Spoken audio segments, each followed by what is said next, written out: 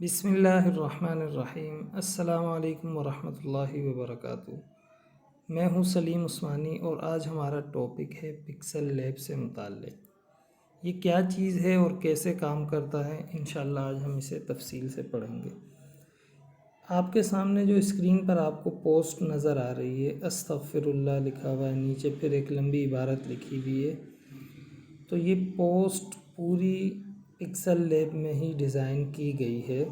Pixel lab एक perfect और powerful graphic designing का सॉफ्टवेयर है जो कि आप अपने मोबाइल के ज़रिए ही उसे इस्तेमाल कर सकते हैं और उससे बहुत प्यारी प्यारी पोस्टें बना सकते हैं फेसबुक के लिए, व्हाट्सएप, ट्विटर के लिए और इसी तरह यूट्यूब के थंबनेल वगैरह, इंस्टाग्राम, किसी भी चीज़ के लिए, यहाँ तक कि इसमें बैनर तक आप डिज़ाइन कर सकते हैं, पेनाफ्लेक्स डिज़ाइन कर सकते हैं।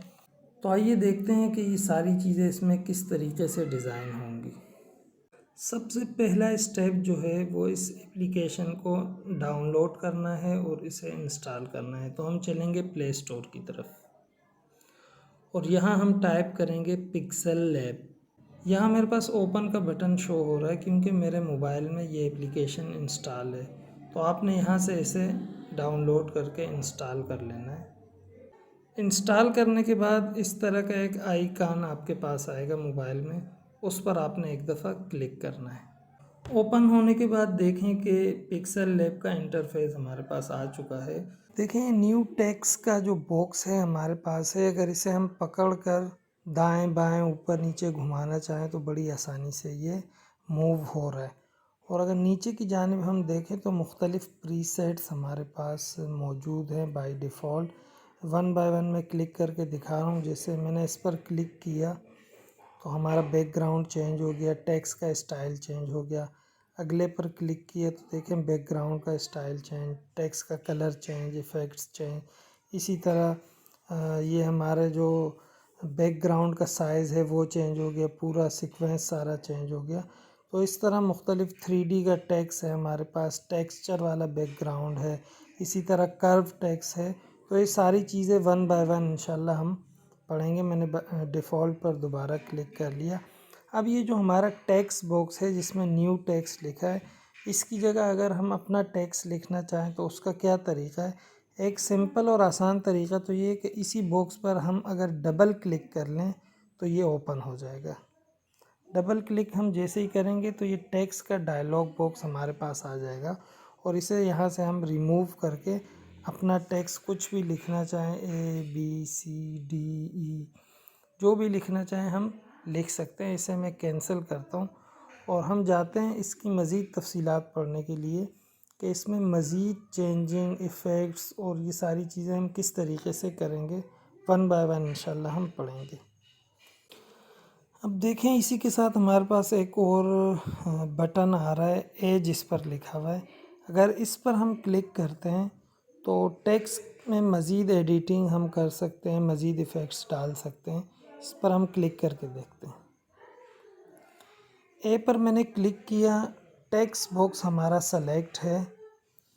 अब अगर जैसे हमने डबल क्लिक करके एडिट किया था इस टेक्स्ट को, तो यहाँ नीचे एडिट का बटन हमारे पास शो हो रहा है। एडिट पर जैसे ही मैं क्लिक करता हूँ तो वही टेक्स्ट का डायलॉग बॉक्स हमारे पास खुल रहा है। इसकी जगह हम अपना कोई टेक्स्ट लिख सकते हैं। मसलन मैं अपने चैनल का नाम लिखता हूँ, SALEEM, सलीम अहमद उस्मानी। इसे मैंने ओके कर दिया, ठीक है। अब देखें कि सलीम अहमद ऊपर वाली लाइन में आ रहा है और उस्मानी नीचे वाली लाइन में आ रहा है। अगर हम चाहें तो इस टेक्स्ट का साइज़ भी छोटा कर सकते हैं, इसे एक लाइन में भी कर सकते हैं, इसे 3 लाइनों में भी कर सकते हैं। वो कैसे होगा, देखें इस टेक्स्ट बॉक्स का जो दाएं सेंटर वाला कॉर्नर है, इस पर एक डॉट या सर्कल बना हुआ है। उस सर्कल को अगर पकड़ कर मैं दाएं जानिब खींचूँगा तो हमारा टेक्स्ट बॉक्स बड़ा हो रहा है, ठीक है। मैं मज़ीद खींचूँगा। अब हमारा टेक्स्ट बॉक्स इतना हो चुका है कि हमारा पूरा टेक्स्ट एक ही लाइन में आ चुका है। दोबारा से मैं इसे उसी तरीके पर करना चाह रहा हूँ। अब जो लेफ़्ट हैंड बॉटम कॉर्नर पर हम वाइट डॉट या सर्कल नज़र आ रहा है, इसे अगर हम यूँ मूव करेंगे अंदर की जानिब तो हमारा टेक्स्ट का साइज़ छोटा होगा, बाहर की जानिब खींचेंगे तो हमारे टेक्स्ट का साइज़ बड़ा होगा। अगर हम इसे थोड़ा सा मूव करने टेक्स्ट का साइज़ छोटा करके टेक्स्ट बॉक्स को सेंटर से पकड़ के इस तरफ करें और फिर दाएं जानिब वाले सर्कल पर क्लिक करके इसे खींचेंगे तो देखें बहुत खूबसूरती से हमारा टेक्स्ट एक लाइन में आ चुका है। अब अगर आप नीचे देखें एडिट के बटन के साथ ही डिलीट का बटन भी है। अगर मैं इसे प्रेस करता हूँ तो जो हमने लिखा था वो हमारा डिलीट हो गया, लेकिन परेशान होने की ज़रूरत नहीं है। अगर आप यहाँ देखें तो अंडू का एक ऑप्शन हमारे पास मौजूद है। जैसे ही हम अंडू के बटन पर क्लिक करेंगे तो वो हमारा टेक्स्ट दोबारा आ जाएगा। जैसे कंप्यूटर में कंट्रोल Z होता है, वो भी अंडू का ऑप्शन होता है, यहाँ ये बटन हमें दिया हुआ है। अच्छा, इसी के साथ डिलीट के बटन के साथ नीचे देखें तो कॉपी का ऑप्शन है। अगर इस बटन पर मैं क्लिक करता हूँ तो देखें इसने उस टेक्स्ट की एक और कॉपी जनरेट कर ली। अगर मैं दोबारा कॉपी के बटन पर क्लिक करता हूँ तो एक तीसरी कॉपी इसने जनरेट कर ली। अब अगर मैं ये वाला बॉक्स टेक्स्ट बॉक्स मेरा सेलेक्ट है, डिलीट के बटन को मैं प्रेस करूँगा तो हमारा वही वाला टेक्स्ट बॉक्स डिलीट होगा। इसी तरह अब मैंने इस वाले टेक्स्ट बॉक्स को सेलेक्ट किया और डिलीट का बटन प्रेस करता हूँ, हमारा वो वाला टेक्स्ट बॉक्स भी डिलीट हो गया। अब अगर आप नीचे देखें तो वो सारे ऑप्शन गायब हो गए हैं जो हमारे टेक्स्ट से रिलेटेड थे। क्यों? उसकी वजह ये कि इस वक्त हमारा कोई भी टेक्स्ट सेलेक्ट नहीं है। तो अगर हम दोबारा से टेक्स्ट बॉक्स को सेलेक्ट करेंगे तो नीचे देखिएगा कि वो सारे ऑप्शन अपेयर हो जाएंगे, आपको नज़र आना शुरू हो जाएंगे। टेक्स्ट बॉक्स को जैसे ही मैंने सेलेक्ट किया तो नीचे देखें कि काफ़ी सारे ऑप्शन आपके पास आ रहे हैं। इसे हम इंशाल्लाह पढ़ेंगे। कॉपी के बाद जो हमारे पास टू फ्रंट और टू बैक का ऑप्शन आ रहा है, इसे समझने के लिए हम एक काम करते हैं, कोई शेप ड्रॉ करते हैं। इंशाल्लाह शेप ड्रॉ करना हम तफसील से सीखेंगे। फ़िलहाल आप लोग देख लें सिर्फ समझाने के लिए। ये एक बॉक्स मैंने बनाया। अब देखें टेक्स्ट के ऊपर इस बॉक्स को मैं लाता हूँ। आपने टेंशन नहीं लेनी कि ये बॉक्स कैसे बना और क्या हुआ, ये इंशाल्लाह हम सीखेंगे। इस टेक्स्ट बॉक्स को अगर मैं इस टेक्स्ट के ऊपर लाता हूँ तो हमारा टेक्स्ट गायब हो जाता है। अच्छा, हम एक काम करते हैं कि इस टेक्स्ट बॉक्स में मैं कोई कलर फिल कर देता हूँ।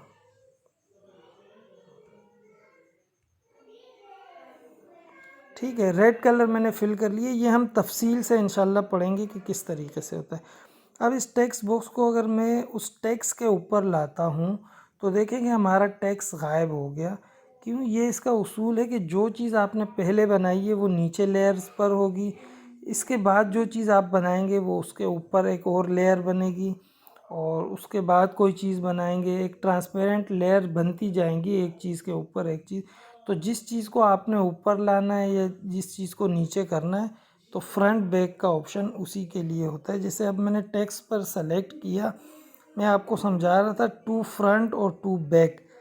ये देखें, अगर अब टेक्स्ट बॉक्स को मैं ये रेड बॉक्स के ऊपर लेके जा रहा हूँ तो ये इसके नीचे जा रहा है, लेकिन जैसे ही हमारे पास कॉपी के साथ वाला ऑप्शन है टू फ्रंट पर मैं क्लिक करता हूँ तो अब हमारा ये टेक्स्ट जो है उस बॉक्स के ऊपर आ चुका है और इसे हम सेट कर सकते हैं किसी भी तरीके से। सिर्फ आपको ये बात समझानी है कि टू फ्रंट का क्या मतलब है। अब टू बैक का क्या मतलब है कि इसी टेक्स्ट को हम इस बॉक्स के पीछे ले जाना चाहें तो टू बैक करेंगे वो पीछे चला जाएगा, टू फ्रंट करेंगे तो वो उस बॉक्स के या उस ऑब्जेक्ट के ऊपर आ जाएगा। इसी के साथ पोजीशन का बटन है, उस पर हमने क्लिक किया तो हमारे पास ये 4 किस्म के एरो आ रहे हैं। अगर मैं बाएं जानिब वाले एरो पर क्लिक करता हूँ, दबाता हूँ बार बार बटन को, तो ये दाएं जानिब जा रहा है। बाएं जानिब वाले पर क्लिक करता हूँ तो बाएं जानिब जा रहा है। ऊपर वाले पर क्लिक करता हूँ ऊपर जा रहा है, नीचे वाले पर क्लिक करता हूँ नीचे जा रहा है। अच्छा, अब अगर आप देखें कि यहाँ एक स्क्रॉल भी हमारे पास मौजूद है, इसका क्या मतलब है? ये मैं स्क्रॉल करता जा रहा हूँ तो 90 पीटी और 20 पीटी, 25 पीटी, 30 पीटी, 6 पीटी, ये इसके जंप का गैप है। मसलन अगर मैं इसे 30 पी 30 px पर रखता हूँ और फिर ऊपर की जानिब जंप करता हूँ तो ये एक बड़ा जंप मारेगा। और इसी तरह अगर मैं इसे 5 पर रखता हूँ और ऊपर की जानिब करता हूँ तो बहुत छोटा जंप मारेगा, यानी हल्का सा सिरकेगा। तो आपको जिस लेवल का इसे मूव करना है, या तो आप सिंपली हाथ से पकड़कर इसे मूव करें, और अगर आपको बटन के ज़रिए करना है तो फिर आपने इसकी मूव की पोजीशन को सेट करना है कि ये कितना पिक्सल जंप मारे एक दफ़ा क्लिक करने से। ठीक है, इसे हम ओके कर देते हैं। और इसी के साथ है रिलेटिव पोजीशन। अगर इस पर मैं क्लिक करता हूँ, इसमें भी देखें कि काफ़ी सारे एरोज़ हैं। अगर मैं दाएं जानिब वाले एरो को क्लिक करता हूँ तो हमारा टेक्स्ट बिल्कुल इस दाएं कॉर्नर के साथ टच हो जाएगा। अगर बाएं वाले पर मैं क्लिक करता हूँ तो हमारा टेक्स्ट बाएं कॉर्नर पर फिट हो जाएगा। इसी तरीके से अगर मैं सेंटर वाले पर क्लिक करता हूँ तो हमारा टेक्स्ट जो है हमारे बैकग्राउंड के सेंटर में आ जाएगा। और नीचे वाले सेंटर पर मैं क्लिक करूँगा तो हमारा टेक्स्ट ऊपर नीचे दाएं बाएं दोनों जानिब से बिल्कुल सेंटर हो जाएगा। इसी तरह टॉप बॉटम ये सारे बटन इसीलिए हैं। ठीक है, बिल्कुल हमने सेंटर पे करना है तो दोनों सेंटर वालों को हम प्रेस करेंगे। इसे मैं ओके कर देता हूँ। इसी के साथ देखेंगे टेक्स्ट साइज डबल टी, छोटा और बड़ा टी आ रहा है। तो जैसे हमने बताया था कि इसे हम यहाँ से मूव करके रीसाइज कर सकते हैं। तो इसी तरीके से अगर इस पर हम क्लिक करें, ये स्क्रॉल हमारे पास साइज़ का आ रहा है। इसे हम जितना बढ़ाना चाहें, अपने टेक्स्ट को घटाना चाहें, उस रीसाइज करना चाहें तो हम इसके ज़रिए भी कर सकते हैं। अच्छा, इसी तरह बेंडिंग ऑप्शन हमारे पास आ रहे हैं, लेफ़्ट बेंडिंग और राइट बेंडिंग। ये क्या काम करता है, इसे हम स्क्रॉल करके देख लेते हैं कि ये राइट की जानिब आपके टेक्स्ट को बेंड करेगा, और इसी तरह लेफ़्ट की जानिब आपके टेक्स्ट को बेंड करेगा, और राइट वाले को हम करेंगे तो राइट की जानिब हमारे टेक्स्ट को ये बेंड करेगा। इसे मैं कैंसिल कर देता हूँ। इसी के साथ कलर का ऑप्शन हमारे पास आ रहा है। हमारा टेक्स्ट का कलर जो है इस वक्त वाइट है। अगर हम कोई और कलर करना चाहें तो कलर के बहुत सारे ऑप्शन हैं। मसलन में रेड है तो इस पर येलो, ज़ाहिर सी बात है कि उठेगा। हम इस पर येलो कलर करके देख लेते हैं कि हमारा टेक्स्ट येलो कलर का हो गया है, लाइट येलो हो गया है, लाइट ग्रीन हो गया है। जिस कलर का हम करना चाहें हमारा टेक्स्ट उस कलर का हो जाएगा। और अगर आपने कोई अपना कलर बनाना है, प्लस का साइन यहाँ मौजूद है, आपने उस पर क्लिक करना है तो हमारा एक कलर का पूरा सर्कल आपके पास आ गया। आपने इस सर्कल के अंदर जो छोटा सर्कल है इसे घुमाना है और कलर आपका बिल्कुल ऊपर आ रहा है। जो कलर आपने बनाना चाहे, यहाँ भी आप इस स्लाइडर्स को भी घुमाकर कलर को डार्क या लाइट कर सकते हैं अपनी मर्ज़ी के मुताबिक। जो कलर आप देना चाहें यहाँ से ओके करेंगे तो वो कलर आपके टेक्स्ट पर अप्लाई हो जाएगा। इसी तरीके से अगर हम ऊपर आएँ तो अब कलर सेलेक्ट है, नीचे ग्रेडियंट का बटन भी मौजूद है। अगर मैं ग्रेडियंट पर क्लिक करता हूँ तो ये देखें कि मुख्तलिफ़ किस्म के ग्रेडियंट भी आ गए। ग्रेडियंट से मुराद ये है दो या दो से ज़ायद कलर का मिक्सअप जो होता है उसे ग्रेडियंट कहते हैं। एक कलर सॉलिड होता है वो कलर कहलाता है, एक से ज़ायद जो कलर हो वो ग्रेडियंट कहलाता है। तो देखें अब एक ग्रेडियंट मैंने इस पर अप्लाई किया ब्लैक एंड वाइट का, तो हमारा टेक्स्ट इस तरीके का नज़र आ रहा है। इसे अगर मैं यहाँ ले जाऊँ तो अब आप देखें टेक्स्ट की ये पोजीशन हो रही है। अगर जो हमारा वो बैकग्राउंड काफ़ी डार्क कलर का है, इस वजह से इतना अच्छा नज़र नहीं आ रहा। इसे मैं यहाँ से कैंसिल कर देता हूँ। इसके बाद टेक्सचर का ऑप्शन हमारे पास आ रहा है। ये क्या काम करता है, आपके पास कोई तस्वीर है या कोई टेक्सचर है या कोई ग्रेडियंट है, आप वो चीज़ इस टेक्स्ट में लगाना चाह रहे हैं तो वो इसमें लग सकती है बड़ी आसानी के साथ। लेकिन उससे पहले कोई भी चीज़ इस पर अप्लाई करने से पहले मैं जो टेक्स्ट का स्टाइल है मैं पहले वो आगे जाके चेंज कर लेता हूँ, तो फिर हम टेक्सचर को पढ़ेंगे। फ़ॉन्ट में मैं आया और यहाँ से कोई बोल्ड टाइप का फ़ॉन्ट सेलेक्ट करना चाह रहा हूँ ताकि इतना बोल्ड हो उसमें वो टेक्सचर वगैरह नज़र भी आए। ठीक है, इसे मैंने ऐसे सेट कर लिया, टेक्स्ट को मैंने सेलेक्ट किया है। अब हम आते हैं अपने टेक्सचर पर और यहाँ से मैं कोई भी चीज़, मसलन ये वाली पिक्चर है, इसे मैं उठाना चाह रहा हूँ और इसमें देखें कुछ लाइटिंग वगैरह हैं। ये कोई ऐसी चीज़ नहीं है जो टेक्स्ट पर अप्लाई की जाए, दिखाई जाए, सिर्फ टेक्सचर को बताने के लिए। ये फोर सीलिंग की एक छत है, मेरे मोबाइल में पता नहीं किसने भेजी, आ गई है, तो इसी को हम अप्लाई करके देखते हैं। आपने देखना है कि टेक्स्ट के बैकग्राउंड में हमें यही कलर नज़र आएंगे।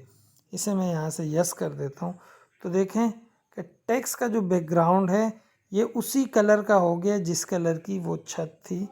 तो टेक्सचर से ये मुराद है। मैं यहाँ से इसे अंडू कर देता हूँ, ठीक है। टेक्सचर के बाद जो हमारे पास ऑप्शन है ओपेसिटी का है। ओपेसिटी से मुराद ये है कि इसका कलर हमने कितना लाइट डार्क रखना है, मतलब इसकी इसे हमने कितना ट्रांसपेरेंट रखना है। देखें इसका कलर लाइट हो रहा है, हम स्क्रॉल कर रहे हैं, ओपेसिटी इसकी कम कर रहे हैं, डाउन कर रहे हैं, और यहाँ से इसकी ओपेसिटी फुल हो रही है। इसे हम कैंसिल कर देते हैं, ठीक है। यहाँ अगला ऑप्शन जो हमारे पास रोटेट का है वो यहाँ भी हमारे पास मौजूद है। इसी टेक्स्ट बॉक्स के नीचे देखें ये जो एरो टाइप का राउंड एरो बना हुआ है, इसे हम पकड़ के घुमाना चाहें तो हम अपने टेक्स्ट को किसी भी एंगल में घुमा सकते हैं। मैं दोबारा अंडू करके आपको यहाँ से रोटेट करके दिखाऊंगा कि देखें ये रोटेट का एंगल है हमारे पास, किसी भी एंगल में हम इसे घुमा सकते हैं, ठीक है। अगर आपसे एंगल गलत हो जाए तो यहाँ ये जो एक साइन का निशान है, दूसरा क्रॉस का है, सेंटर में जो राउंड एरो बना हुआ है इस पर आप क्लिक करेंगे तो आपकी वो रीपोजीशन दोबारा हो जाएगी। इसे भी मैं कैंसिल कर देता हूँ। मसलन रोटेशन से आप अपने टेक्स्ट को घुमा सकते हैं। मास्किंग से क्या होगा कि जो एरिया हम दिखाना चाह रहे हैं, मिटाना चाह रहे हैं, इससे हम वो मास्क कर सकते हैं। देखें ये कंट्रोल हैंडल्स हैं हमारे पास, इसे हम ऊपर करना चाहें तो हमारा सारा टेक्स्ट छुप गया। इसे हम नीचे करेंगे, जिस स्टाइल में नीचे करेंगे वैसा ही उतना ही हमारा टेक्स्ट नज़र आएगा, बाकी कट जाएगा।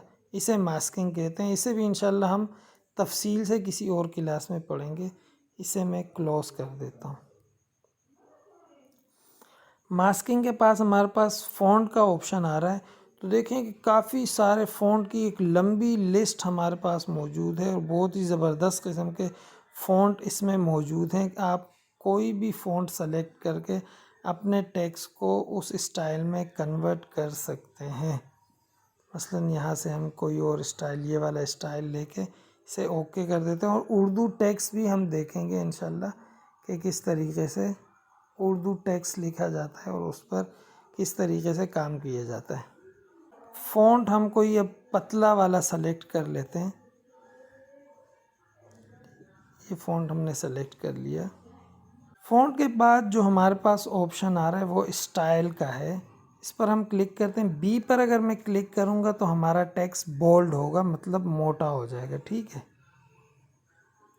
इसी तरीके से आई पर क्लिक करेंगे तो हमारा टेक्स्ट इटैलिक हो जाएगा, थोड़ा सा टेढ़ा हो जाएगा। देखें सीधा हो रहा है, टेढ़ा हो रहा है, ठीक है।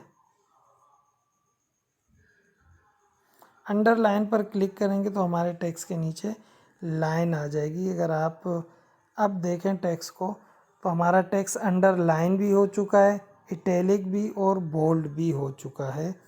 इसे हम कंट्रोल Z के ज़रिए वापस अपनी पोजीशन पर ला सकते हैं। स्टाइल के बाद जो हमारे पास ऑप्शन है बड़ा मज़ेदार किस्म का कर्व का ऑप्शन है। आपने देखा होगा मुख्तलिफ़ लोगोज़ में ये जो टेक्स्ट लिखा हुआ होता है वो सर्कल के दाएं बाएं घूम रहा होता है, तो वो किस तरीके से होगा वो भी इस एप्लीकेशन में बड़ी आसानी के साथ। कर्व का बटन हम प्रेस करेंगे तो बेंडिंग का जो स्क्रॉल है इसे हम अगर दाएं जानिब घुमाएंगे तो देखें हमारा टेक्स्ट इस स्टाइल का हो रहा है। अगर इसे हम बाएं जानिब घुमाएंगे तो हमारा टेक्स्ट इस स्टाइल का होगा। जिस स्टाइल में आपको टेक्स्ट चाहिए आप उस स्टाइल में रख कर छोड़ दें तो आपका टेक्स्ट उसी स्टाइल का हो जाएगा बड़ी आसानी के साथ। हम यहाँ अंडू से वापस चले जाते हैं। इसके बाद बैकग्राउंड का ऑप्शन हमारे पास मौजूद है। हमने तो यहाँ एक अलग बॉक्स लिया था, लेकिन अगर आपका टेक्स्ट बॉक्स है और आप इसी के नीचे कोई बॉक्स देना चाह रहे हैं, बैकग्राउंड देना चाह रहे हैं, तो इसे हम क्लिक करेंगे, यहाँ से इनेबल करेंगे इसे, और यहाँ देखिए जिस किस्म का आप बॉक्स देना चाह रहे हैं, कलर देना चाह रहे हैं उस बॉक्स को, तो आप बड़ी आसानी के साथ यहाँ से दे सकते हैं। जो भी कलर देना चाहें, उसी तरह ग्रेडियंट देना चाहें तो आप दे सकते हैं। अपना ग्रेडियंट बनाना चाहें तो यहाँ से बड़ी आसानी के साथ आप अपने ग्रेडियंट में भी बहुत खातिर ख्वाह तब्दीली कर सकते हैं। इसे हम ओके कर देते हैं। कंट्रोल Z से मैं वापस चला गया, ठीक है, क्योंकि अगले ऑप्शन जो हैं वो भी समझने के हैं। अब अलाइन से क्या होगा, अलाइन के लिए ज़रूरी है कि हमारा टेक्स्ट कुछ लाइनों में हो। इस पर मैं डबल क्लिक करता हूँ और इसे मैं सेलेक्ट आल करके कॉपी यहाँ से इंटर करके पेस्ट करता हूँ, फिर इंटर करके फिर पेस्ट करता हूँ, ओके कर देता हूँ, ठीक है। इसका फ़ॉन्ट स्टाइल भी फ़ॉन्ट स्टाइल थोड़ा पतला वाला एरियल हम रख लेते हैं, ओके कर लेते हैं। अब हम आते हैं अलाइनमेंट की तरफ।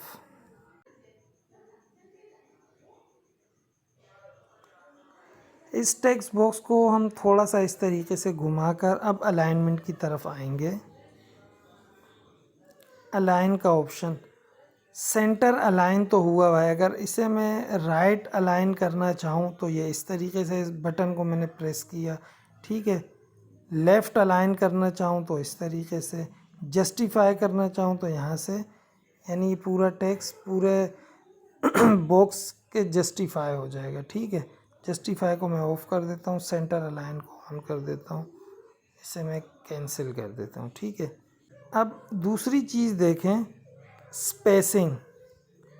स्पेसिंग से क्या मुराद है, ये देखें लेटर और वर्ड लिखा है। अगर लेटर आपका सेलेक्ट है और आप स्क्रॉल करेंगे तो बिटवीन लेटर्स स्पेसिंग बढ़ेगी। हर हर के दरमियान जो स्पेस है वो यहाँ से कम हो रहा है। इस तरफ हम घुमाएंगे तो हर हर लफ्ज़ के दरमियान स्पेस बढ़ रहा है। अब वर्ड्स पर क्लिक करके इसकी स्पेसिंग बढ़ाना चाहें तो देखें, सलीम एक वर्ड है, अहमद दूसरा वर्ड है, उस्मानी तीसरा वर्ड है, तो इन वर्ड्स के दरमियान स्पेसिंग इससे कम ज़्यादा होगी। इसे भी हम कैंसिल कर देते हैं। अब लाइन स्पेसिंग से क्या मुराद है, 3 लाइनें हैं, ऊपर, सेंटर और दरमियान नीचे। तो इन लाइनों के दरमियान अगर आपने स्पेसिंग बढ़ानी है तो यहाँ से बड़ी आसानी के साथ बढ़ा या कम कर सकते हैं उस स्पेसिंग को, ठीक है। अब स्टोक की तरफ हम आते हैं। स्टोक किस चीज़ को कहते हैं, स्टोक कहते हैं आउटलाइन को, ठीक है। इसे अगर हम ऑन कर दें और यहाँ जाएं, इस आउटलाइन का साइज़ हम थोड़ा सा बढ़ा दें। अब आपको समझ आएगा कि पहले सलीम सिंपल कलर से लिखा हुआ था, लेकिन अब इसके गिर्द आउटलाइन भी आ गई है। इसे स्टोक कहते हैं और स्टोक में आप कोई भी कलर लगा सकते हैं, ठीक है। यहाँ से कोई भी कलर लेकर आप लगा सकते हैं। इसी तरह ग्रेडियंट भी आप इस्तेमाल कर सकते हैं स्टोक में। यहाँ से हम इसे कैंसिल कर देते हैं। शेडो से क्या मुराद है, शेडो कहते हैं साए को। तो अगर इसे हम ऑन करें तो देखें ऑफ था तो बिल्कुल इसके पीछे कोई साया, कोई ब्लैकनेस नहीं थी, लेकिन जैसे ही हम इसे ऑन करते हैं इसके पीछे एक हमें साया नज़र आता है। तो फिर उस साए की आप ओपेसिटी जो है वो डाउन भी कर सकते हैं, बढ़ा भी सकते हैं। यहाँ से फुल कर दी। अच्छा, इस जो शेडो है उसे ब्लर करना है या आपने स्मूथ रखना है तो यहाँ से इसकी ब्लरनेस वगैरह आप कंट्रोल कर सकते हैं। और इसके साथ मज़ीद भी ऑप्शन है, इसे भी आप चेक कर सकते हैं, ठीक है। शेडो के बाद है इनर शेडो। एक था शेडो। शेडो जो होता है वो टेक्स्ट से बाहर की जानिब होता है। इनर शेडो का मतलब ये है कि टेक्स्ट के अंदर वो शेडो आएगा। इसे हम ऑन करके देख लेते हैं। अब देखें कि शेडो काफ़ी ज़्यादा आ रहा है। इससे हम इसका ऑफसेट चेंज कर सकते हैं और बड़ा ज़बरदस्त किस्म के इसके इफ़ेक्ट्स आते हैं। इससे थोड़ा सा बड़ा कम करके बड़ी शाइनिंग वाला टेक्स्ट आप क्रिएट कर सकते हैं। एम्बोस का मतलब ये है कि उभरा हुआ हो, लेकिन ये एम्बोस उस वक्त होगा जब इसका इनर शेडो भी ऑन हो। इनर शेडो हम दोबारा दे देते हैं, इसको हम ओके कर देते हैं। अब एम्बोस की तरफ आते हैं। तो एम्बोस से क्या होगा, टेक्स्ट हमारा एम्बोस हो जाएगा। इसे भी हम कैंसिल कर देते हैं। अच्छा, पर्सपेक्टिव से क्या होगा कि किसी भी एंगल में आप अपने टेक्स्ट को रख सकते हैं। मसलन मैं इस एंगल में अपने टेक्स्ट को रखना चाह रहा हूँ। यहाँ से मैंने ऑन कर दिया तो देखें हमारा टेक्स्ट इस स्टाइल में कन्वर्ट हो चुका है। हालांकि हमने बिल्कुल सीधा लिखा था, लेकिन एक 3D का इफ़ेक्ट उसमें आ रहा है सिर्फ पर्सपेक्टिव की वजह से। पर्सपेक्टिव के बाद 3D है, तो 3D रोटेशन आप इसको एक्स एक्सिस में भी दे सकते हैं और वाई एक्सिस में भी इसे 3D का लुक बाकायदा बड़ी आसानी के साथ दे सकते हैं। इसे भी हम ओके कर लेते हैं। अब 3D टेक्स्ट, इसकी डेप्थ ऑफ फील कितनी हो उसे भी आप बड़ा और कम कर सकते हैं। देखें इसकी डेप्थ बढ़ रही है वहाँ से, और यहाँ से डेप्थ कम हो रही है। ठीक है, तो इसमें आप 3D टेक्स्ट भी लिख सकते हैं। इसे मैं कैंसिल कर देता हूँ। 3D शेडो भी है, इसे अगर हम ऑन कर लें तो देखें इसके शेडो को आप यहाँ से उसकी ओपेसिटी कम ज़्यादा कर सकते हैं, ब्लरनेस कम ज़्यादा कर सकते हैं, और फैला और सुखड़ा सकते हैं इसको यहाँ से। इसे हम कैंसिल कर देते हैं। रिफ्लेक्शन, रिफ्लेक्शन का मतलब ये है कि उसका अक्स कैसे नज़र आए। ये देखें, ये उसका अक्स से बिल्कुल करीब चला गया, ये दूर जा रहा है। ठीक है, तो ये भी आप कर सकते हैं।